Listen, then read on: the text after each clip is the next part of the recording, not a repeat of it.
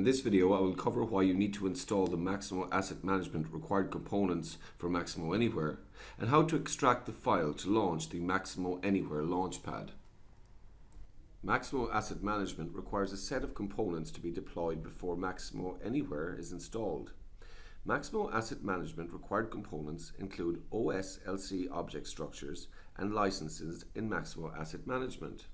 And the Anywhere administration application will enable you to administer the Maximo Anywhere mobile applications from one central location.